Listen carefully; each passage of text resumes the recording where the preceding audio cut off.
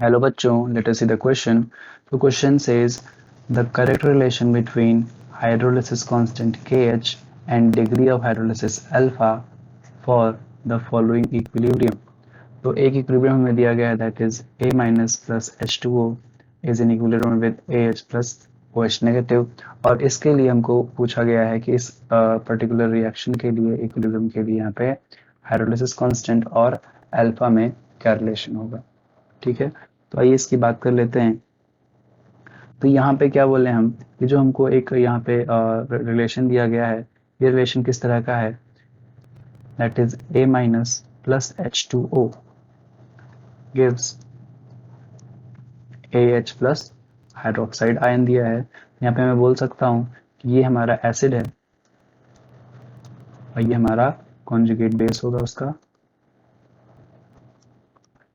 तो अब हम बात करें यहाँ पे कि यूजुअली क्या होता है, हमको क्या दिया जाता है, अगर एक जो है जो है क्या कहते हैं डिग्री ऑफ हाइड्रोलिसिस और जो हमारे पास हाइड्रोलिसिस कांस्टेंट होता है, इसके बीच में जो रिलेशन होता है वो होता है, दिया जाता है के डब्ल्यू बाय के बी इंटू सी। ठीक है, जहाँ पे के डब्ल्यू क्या होता है, आयनिक प्रोडक्ट होता है, के बी क्या होता है, dissociation constant of a base होता है, और सी क्या होता है, concentration of the solution. Alpha is the degree of hydrolysis.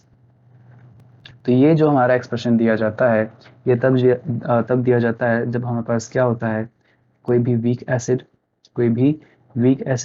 या फिर कोई भी एक वीक बेस होता है, उसके साथ उसका जब हम हाइड्रोलिसिस करते हैं तो यहाँ पे ये एक्सप्रेशन को देखने को मिलता है। अब अगर हम बात करते हैं, मान लीजिए एग्जांपल हम यहाँ पे ले लेते हैं। अगर हमारे पास एग्जांपल है जैसे कि NH4Cl हमारे पास है और इसका अगर हम हाइड्रोलिसिस करेंगे तो हमको क्या मिलेगा, यहाँ से हमको यहाँ से मिलेगा NH4 positive plus Cl negative. तो जो हमारा हाइड्रोलिसिस होता है वो सिर्फ और सिर्फ क्या होता है, ओनली जो वीक एसिड होगा या फिर जो वीक बेस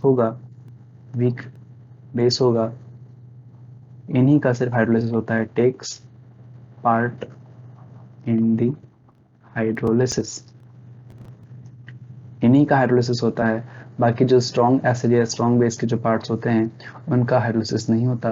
तो इस रिएक्शन में अगर हम देखें तो ये हमारा स्ट्रॉन्ग एसिड का पार्ट है, तो इसका कोई हाइड्रोलिसिस नहीं होगा, सिर्फ यहाँ पे अमोनियम आयन जो है, जो वीक बेस है, इसका हाइड्रोलिसिस होगा। तो यहाँ पे क्या करेंगे, इस पर्टिकुलर रिएक्शन के लिए हम क्या करेंगे, ये जो हमारा रिलेशन होगा कुछ उसको किस प्रकार से लिखेंगे, जहाँ पे अल्फा इज इक्वल्स टू क्या हो जाएगा, के डब्ल्यू अपॉन के बी इंटू सी।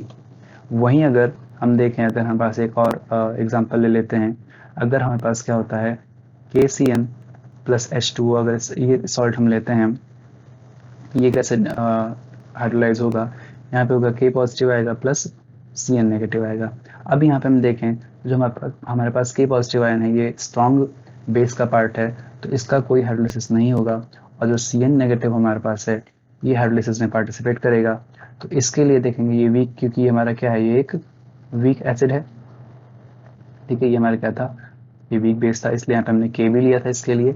तो यहाँ पे क्या हो जाएगा, फिर इसके लिए जो अल्फा की वैल्यू लिखेंगे हम, दैट विल बी के डब्ल्यू अपॉन के ए इंटू सी हो जाएगा। ठीक है, अगेन अगर हम यहाँ पे देखें, अब एक और एग्जांपल ले लेते हैं, एक और केस ले लेते हैं, मतलब यहाँ पे केस सी होगा हमारा। यहाँ पे सी में क्या होगा, अगर हम यहाँ पे क्या लेते हैं, दोनों ही सॉल्ट हम वीक एसिड और वीक बेस के लेते हैं, जैसे कि हमारे पास मतलब वीक एसिड और वीक बेस का एक सॉल्ट ले लेते हैं, जैसे कि हमारे पास है CH3COO NH4। अगर हम ऐसा सॉल्ट लेते हैं और इसकी हाइड्रोलिसिस होती है तो हमको क्या मिलेगा, हमको यहाँ पे एसिटेट आयन मिलेगा और साथ में अमोनियम आयन मिलेगा। तो इस केस में क्या होगा, क्योंकि दोनों ही वीक हैं, ये हमारा वीक एसिड का पार्ट है, ये वीक बेस का पार्ट है। इस केस में क्या होगा, यहाँ पे जो हम जो है डिग्री ऑफ हाइड्रोलिसिस लिखेंगे, ये क्या हो जाएगा हमारा के डब्ल्यू अपॉन के ए इंटू के बी होगा। यहाँ पे कंसंट्रेशन जो सोल्यूशन की होती है उसको कंसिडर नहीं किया जाता है। ठीक है, तो ये हमारे पास 3 केसेस बन जाते हैं जो हमारा बताते हैं कि अल्फा और जो है क्या कहते हैं आयनिक प्रोडक्ट और एसिड और बेस डिसोसिएशन कांस्टेंट में क्या रिलेशन होता है। साथ में एक रिलेशन और हमें क्या ध्यान रखना है कि जो डिग्री ऑफ हाइड्रोलिसिस होता है वो हमारे पास होता है KW/KA।